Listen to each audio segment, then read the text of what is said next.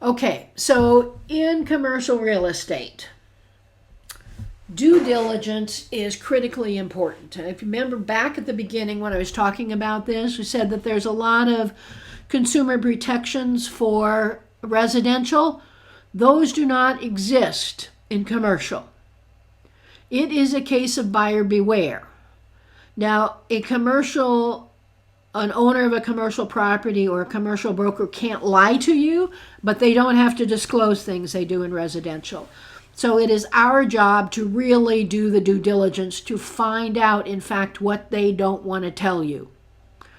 And one of the things we have as part of our larger classes and larger things we teach is a 23-page due diligence checklist that you go through line by line and say, do I need to look at this for this property?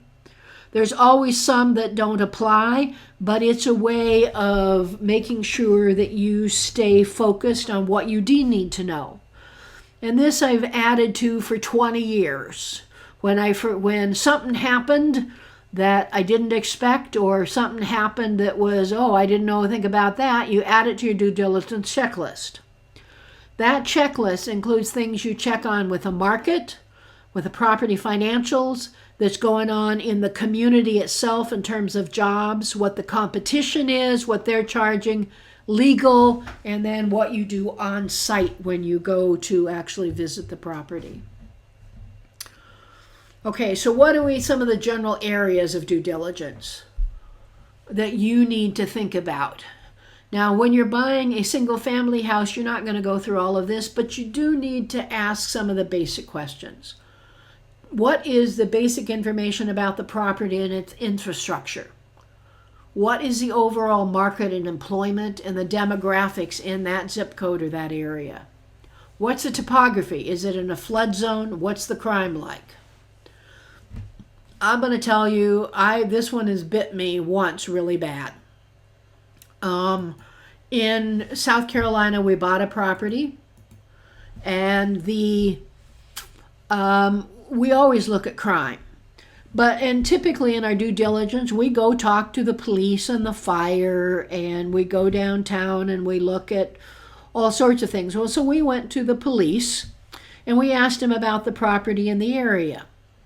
And there was no problem, they said, except turns out that the chief of police and the guy who built this property were good old buddies from grade school days. And there was a lot of property. There was a lot of problems of crime in that area. So here's my lesson learned. You can turn a property around if there is crime and drug in it, as long as it is not in a bad area. So I can turn a property around. I cannot turn a neighborhood around. So you really have to look at the demographics and the crime in and around the area to figure out if you want to buy there. Hence, I don't buy properties in war zones. So you need to look to see what the changes of the communities, if there are fees that you don't know about, if there are requirements. And Maryland is not the most landlord-friendly state, shall we say, and there are lots and lots and lots of requirements in a lot of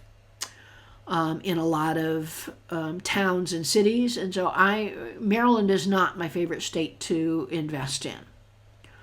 Are there problems with the property? So those police, fire marshal, code violations.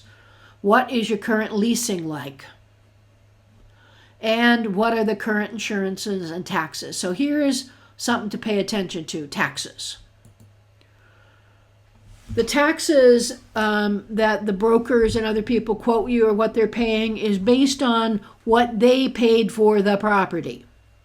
If you're buying something extremely you have bought it 20 years after they sold it or after they built it, your taxes are going to be significantly different than ours. So one of your due diligence things, and this is single family too, is you need to go look in the tax records or in the area where in your city where they tell you what the taxes are and figure out what the mill rate is. So how much do you pay per $1,000 in value? And when is that going to change? Because that is going to be what you're going to pay in taxes, and it can put a big change on what your cash flow looks like. So that's just pay attention to that. Okay, financials. What are the operating statements? What do the general ledger look like? The property, the profit and loss, the balance sheet, the cash flow, the mortgage. Operating expense information. You want the actual bills and receipts, particularly for utilities, so you can actually see what they are. You want tax information from the county. If you're going to have payroll and staff, you really need to figure out what those costs are going to be. Property management, contracts, maintenance and repair, and inventory. A lot of this stuff you're probably going, oh my God, how am I going to do all of this? This is an awful lot. Do I really want to get involved in commercial? Well, that's what that due diligence checklist is for. And it really is, it becomes fairly easy to go through this. It takes work and it takes time, but this is something that you can do for sure. So don't let the scope of this kind of scare you off. All right. So you really do need to know what you're getting into. And the properties we didn't buy are basically because of what we found in due diligence. And so I just have 3 that I'd like to sort of bring up here for you a little bit. All right. One is in Dillon, South Carolina. This was about 300 units total. It was a combination self-storage facility. There was a mobile home park, and there was about a 6 or 7 unit kind of strip mall. And then it looked like we got a really good price for this. When we went, however, to the tax office to look at things, this mobile home park had the majority of the homes were, quote, owned by the park. And so that means that your rents are higher and that it's worth more, or what they're asking can be judged based on the rents, not only for the lot, but for the home.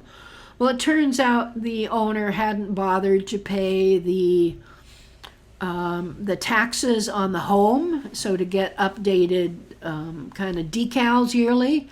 And so the city had sold the mobile homes at a tax sale. So, whoops! So that was the end of that deal. All right, so the next property was in Phoenix City, Alabama, which is just across the river from Columbus, Georgia. And it was a 2 mobile home parks again. And it was and then the owner of this actually owned 2 or 3 other mobile home parks in another part of Alabama. Again, when we went to the city to look at the title and the liens and stuff like that, turned out there was liens on these 2 properties, and then we also found out on others, and it had to do with a suit.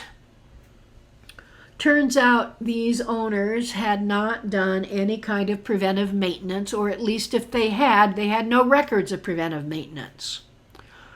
And there was an older woman in one of the homes. That home had caught on fire and she had burned to death. And when the fire marshal went in, it turned out that there was probably 1 working electric outlet in that entire home, and she had power strip upon power strip and had plugged everything into that 1 outlet. And so it was an electrical fire, and she burned to death. And her family sued, and there was a lien on every single property that this owner owned. And so basically we said, he said, well, we're going to fix that. And we said, well, basically when you fix it, you call us back and we'll see about buying it. But we had been in a pretty fix if we hadn't found that out. The third one I want to talk about is Bennettsville, South Carolina. And that is very close to the North Carolina line. It was 2 or 3 apartment buildings that the owner had bought himself, that he had built. I'm sorry, that he had built himself, and he'd had them 20 or 25 years, and he was selling them. Well, it turned out when we started looking at the community, it's a small tertiary town, doesn't have a lot of population, but there had been a hospital there. We found out the hospital was closing and moving out, which could make it much more difficult to retain population. And it wasn't a really great deal anyway, but that sort of made us think we probably didn't want it.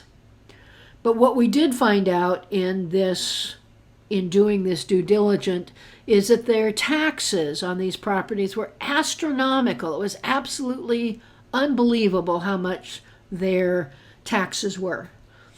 And that was the main reason these people were selling. And so we basically were able to show them how to take their actual net operating income and go to the city and challenge the taxes, because they were probably paying 3 times as much taxes as they should have based on their income. And what had happened is that the city, over the number of years, had just put an increase every year on what they thought the property was making without actually having any data, and the seller never went and challenged it. So we were able to show him how to challenge his taxes, and he was actually able to keep the properties. So sometimes knowing this kinds of stuff, sometimes knowing this, how you can help other people even if you can't buy it, leaves a pretty good feeling for you.